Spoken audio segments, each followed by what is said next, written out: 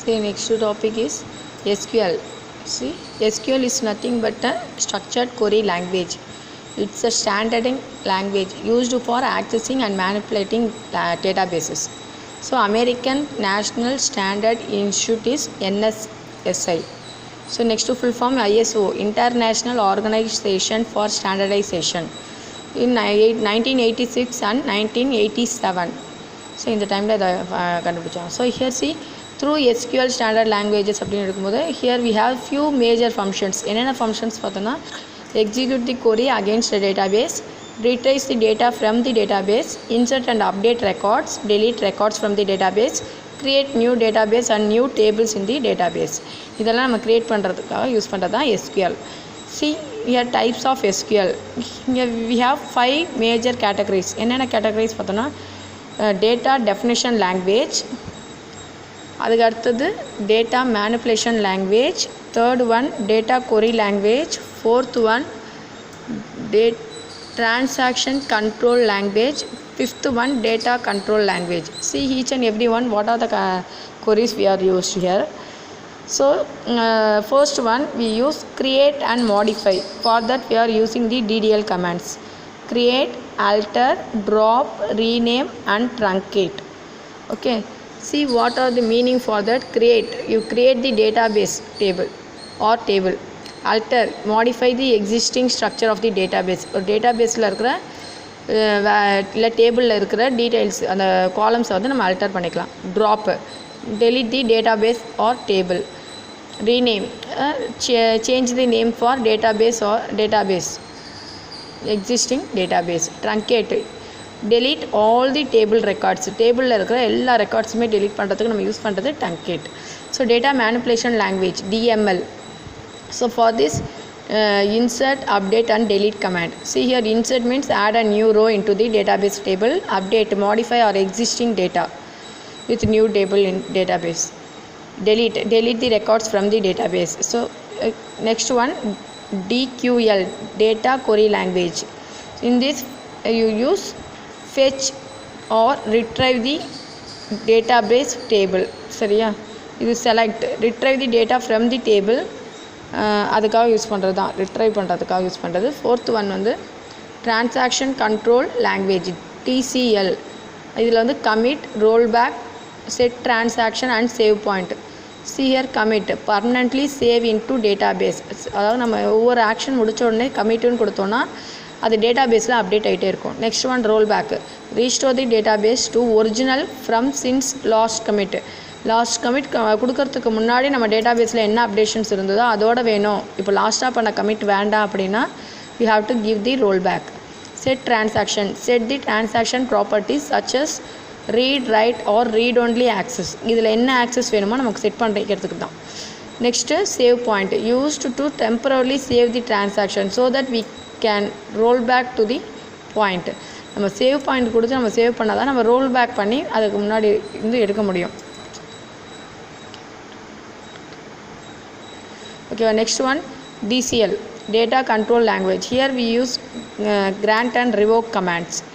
So grant is nothing but used to give the permission to the specific user on specific database objects like table, views அந்த மாதிரி இருக்கிறதுக்கு நமக்கு பெர்மிஷனை grand பண்ணுறது. Revoke அப்படின்றது take out பெர்மிஷனாக நம்ம cancel பண்ணிக்கிறது from specific users on specific database objects like tables and views.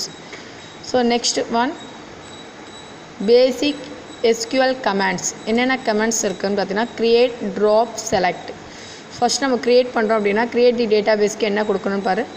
create database, டேட்டாபேஸோட நேம். ஸோ create database, டேட்டாபேஸ் வந்து நம்ம ஸ்டூடெண்ட் டிபின்னு கொடுத்துருக்கோம் அதோட பேர். ஸோ இப்போ SQLல வந்து ஷோ டேட்டாபேஸ் அப்படின்னு கொடுத்தோன்னா இந்த SQL DB வந்து நம்ம லிஸ்ட்டில் காமிக்கும்.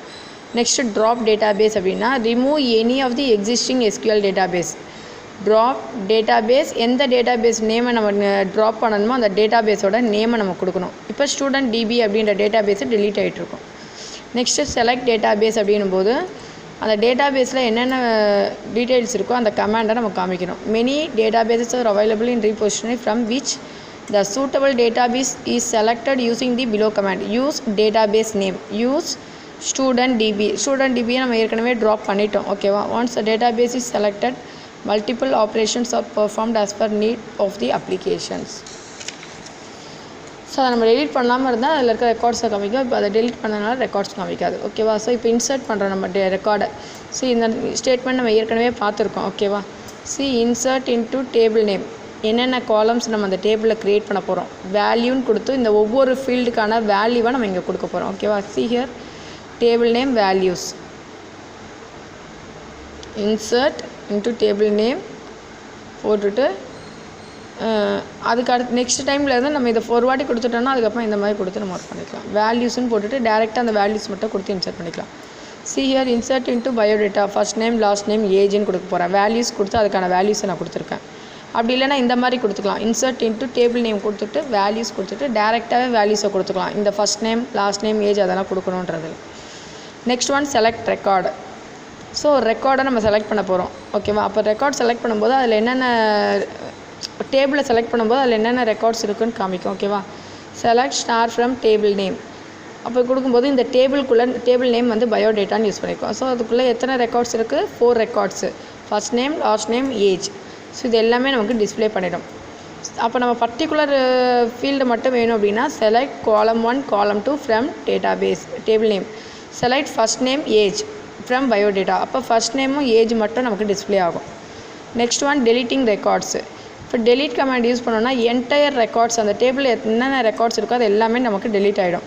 இல்லை பர்டிகுலர் ரெக்கார்ட் மட்டும் டெலிட் ஆகணும்னா வேர் கண்டிஷனும் நம்ம யூஸ் பண்ணணும். ஓகேவா? So delete from table name where column name, எந்த காலமை பேஸ் பண்ணி நம்ம ரெக்கார்டை டெலிட் பண்ண போகிறோமோ அந்த value. So delete from table name where first name வந்து மணின்னு இருக்கிற ரெக்கார்டாக நம்ம டெலிட் பண்ணோம். இங்கே மணின்னு இருக்கா? ஸோ இப்போ பாருங்கள், ஆஃப்டர் கொரி எக்ஸிக்யூட் பண்ணப்போ அந்த மாதிரி வந்து டெலிட் ஆகிடுச்சு. ஓகேவா?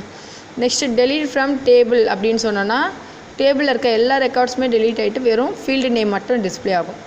Next one modifying records. Modifying ரெக்கார்ட்ஸ்னால் ரெக்கார்டில் இருக்கிற வேல்யூவை நம்ம சேஞ்ச் பண்ணுறது. அப்டேட் டேபிள் செட் காலம் 1 ஈக்குவல் டு நியூ வேல்யூ வேர் காலம் 2 ஈக்குவல் டு நியூ வேல்யூ. அந்த நியூ வேல்யூ என்னன்றதை நம்ம இங்கே கொடுக்கணும். இங்கே நியூ வேல்யூ கொடுக்கணும். இது ஏற்கனவே எக்ஸிஸ்டிங் வேல்யூ. அப்டேட் பயோடேட்டான்றது டேபிள் நேம், செட் ஏஜ் வந்து நான் 13ன்னு சேஞ்ச் பண்ணணும். வேர் யாருக்குன்னா ஃபர்ஸ்ட் நேம் வந்து கிருஷ்ணான்னு இருக்கணும். சி ஹியர் இங்கே கிருஷ்ணான் இருக்குல்ல, இந்த கிருஷ்ணான்ற இதுக்கு வந்து ஏஜ் வந்து 10ன்னு இருக்கிறத நான் 13ன்னு சேஞ்ச் பண்ணணும். ஸோ அதுக்கான கொரி தான் இது. ஓகேவா? வேர் கிளாஸ் யூஸ் பண்ணியிருக்கோம். ஸோ நம்ம இந்த வேர் கிளாஸை நம்ம எங்கெல்லாம் யூஸ் பண்ணுவோம் அப்படின்னா செலக்ட்லேயும் அப்டேட்டுக்கு மட்டும் தான் யூஸ் பண்ணுவோமே. ஸோ இதெல்லாம் ஆப்ரேட்டர்ஸ். இந்த வேர் கண்டிஷன் யூஸ் பண்ணும்போது என்னென்ன ஆப்ரேட்டர்ஸ் யூஸ் பண்ணலாம்னா ஈக்குவல் யூஸ் பண்ணலாம், not equal, greater than or equal to, less than or equal to. இந்த சிம்பிள்ஸ் எல்லாம் இந்த வேர் கண்டிஷனில் நம்ம யூஸ் பண்ணிக்கலாம். Next using operators. என்னென்ன ஆப்ரேட்டர்ஸ்லாம் நம்ம யூஸ் பண்ணிக்கலாம் இங்கே அப்படின்னா arithmetic, comparison and logical in where clause. Where கிளாஸில் நம்ம இந்த ஆப்ரேட்டர்ஸை நம்ம யூஸ் பண்ணிக்க முடியும். அதுதான் இந்த 3. ஸோ அரித்மெட்டிக் ஆப்ரேட்டர்ஸில் என்னென்ன இருக்குது? கம்பேரிசன் ஆப்ரேட்டர்ஸில் logical operators and, any, between, exist, in, like, not, or, unique. இந்த ஆப்ரேட்டர்ஸ் எல்லாம் நம்ம எஸ்கியூஎல்ல யூஸ் பண்ண முடியும். Next one sorting records. Sorting ரெக்கார்ட்னா ஒன்று நம்மளுடைய ரெக்கார்ட்ஸ் வந்து அசெண்டிங் ஆர்டராக இருக்கலாம், இல்லை டிசெண்டிங் ஆர்டராக இருக்கலாம். அதுக்கு நம்ம என்ன கிளாஸ் யூஸ் பண்ணணும்? Order by clause. சரியா? அதுக்கான சின்டெக்ஸ் என்னென்னு பாரு. Select star from table name order by column name. நம்ம எந்த காலம் நேமை வச்சு நம்ம கொடுக்குறோமோ அந்த காலம் பேஸ் பண்ணி நமக்கு ஆர்டர் ஆகும். ஓகேவா? சி ஹியர் நம்ம காலம் நேம் ஃபர்ஸ்ட் நேம் கொடுத்துருக்கணும். ஃபர்ஸ்ட் நேமில் பாரு அசெண்டிங் ஆர்டரில் வந்திருக்கா? ஏகே, அதுக்கப்புறமா லாஸ்ட்டில் எஸ். இதே இப்போ நமக்கு டிசெண்டிங் ஆர்டர் வேணும் அப்படின்னா லாஸ்ட்டில் வந்து டிஇஎஸ்சின்னு சேர்க்கணும். ஸோ இப்போ பாருங்கள் லாஸ்ட்லேருந்து வந்திருக்கு டிசெண்டிங் ஆர்டரில். Okay. Next grouping records having clause. So நம்ம கிளாஸ் அப்படின்றத யூஸ் பண்ணி நம்ம எப்படி வந்து 2 டேபிளில் ஜாயின் பண்ணி டீட்டெயில்ஸ் எடுக்கலாம். குரூப்பிங் அப்படின்னும் போது 2 ஃபீல்டை ஜாயின் பண்ணி நம்ம எடுக்கிறது. See here roll number with marks எனக்கு வேணும், ரோல் நம்பரு மார்க்ஸும் எனக்கு வேணும். சரியா? எந்த ரோல் நம்பருக்கு எவ்வளோ மார்க்ஸு, அவங்க டோட்டலாக எத்தனை சப்ஜெக்ட் இருக்கோ அந்த மார்க்ஸ் எல்லாத்தையும் சேர்த்து எனக்கு வரணும் சப்ஜெக்ட் வைஸ். ஓகே, இங்கே லிஸ்ட் அவுட் பண்ணியிருக்காங்க பாருங்கள். ஸோ 901 தமிழில் வந்து 81, 901 இங்கிலீஷில் 96. ஓகே, அப்போ இந்த 2 மார்க்ஸையும் ஆட் பண்ணோம். 81, 96 ஆட் பண்ணால் என்ன வரும்? 97, 177 வரும். இங்கே பாருங்கள் 177 வந்திருக்கா. ஸோ இங்கே கொரி என்ன எழுதியிருக்காங்க பாரு. Select roll number sum marks from exam அப்படின்ற டேபிள். குரூப் பை எதை குரூப் பண்ணி எழுதணும்? Roll number. ஸோ அந்த ரோல் நம்பரை டிஸ்பிளே பண்ணணும். ரோல் நம்பர் என்ன இருக்கோ அதுல இருக்க எல்லா மார்க்ஸுமே எனக்கு சம் பண்ணிவிட்டு காமிக்கணும். ஸோ அதுதான் இங்கே சம் பண்ணி காமிச்சிருக்காங்க. நெக்ஸ்ட்டு ஜாயின் டேபிள், 2 டேபிளில் ஜாயின் பண்ணி எப்படி நம்ம ரெக்கார்ட்ஸை எடுக்கிறது அப்படின்றது. ஓகேவா? see here we are using 2 tables. One is for exam table, another one is for profile table. From this exam table, roll number, subject, marks. See here, roll number, name, hobby. இதுக்கு எப்படி join ஆகி வந்திருக்குன்னா அதுக்கான query இங்கே பாருங்கள். Select profile name, profile dot name. Profile அப்படின்றது table name, dot நேம்னு கொடுக்குறது வந்து ப்ரொஃபைலில் இருக்கிற நேம் லிஸ்ட் வேணும். ப்ரொஃபைல் டாட் ஹாபி அப்படின்னும்போது ப்ரொஃபைல் டேபிளில் இருக்க ஹாபி வேணும். Sum of exam dot marks, exam டேபிளில் இருக்கிற மார்க்ஸ் வேணும், அதோட சம்மேஷன் வேணும். ஸோ நம்ம இங்கே எடுத்துருக்கோம் பார்த்தியா சம்மேஷன், இந்த சம்மேஷனை இங்கே வேணும்னு சொல்லியிருக்காங்க. ஆஸ் டோட்டல், அதுக்கு ஹெட்டிங் என்ன கொடுத்துருக்காங்க, டோட்டல்னு கொடுத்துருக்காங்க. ஃப்ரம் ப்ரொஃபைல் எக்ஸாம், இந்த 2 டேபிள்லேருந்தும் வேணும். வேர், இதுலேருந்து எப்படி ரெக்கார்டை நம்ம வெளியில் எடுக்க போகிறோம், இந்த டீட்டெயில்ஸ் எல்லாம் வேணும். ஆனால் ரெக்கார்டு எப்படி மேட்ச் பண்ண போகிறோன்னா ப்ரொஃபைல் டாட் ரோல் நம்பர் அப்படின்ற டேபிளும் எக்ஸாம் டாட் ரோல் நம்பர்ன்ற டேபிள். இப்போ இந்த ப்ரொஃபைல் டேபிளையும் எக்ஸாம் டேபிளையும் இருக்க ரோல் நம்பர் எடுத்து மேட்ச் பண்ணிவிட்டு குரூப் பை ப்ரொஃபைல் டாட் நேமையும் ப்ரொஃபைல் டாட் ஹாபியும் வேணும்னு சொல்லியிருக்காங்க. இங்கே பாரு, ப்ரொஃபைலில் இருக்கிற நேமு, ப்ரொஃபைலில் இருக்க ஹாபி, எக்ஸாமில் இருக்க மார்க்ஸை குரூப் பண்ணி சம்மேஷன் எடுத்துருக்காங்களா, அதுக்கு நேம் வந்து டோட்டல்னு வச்சுருக்காங்க. ஓகேவா? ஸோ இந்த மாதிரி உனக்கு குரூப் பண்ணி 2 டேபிளில் ஜாயின் பண்ணி உனக்கு ரிசல்ட் எடுத்து டிஸ்பிளே பண்ணும். ஓகேவா? Thank you students. 3rd chapter is over. Okay.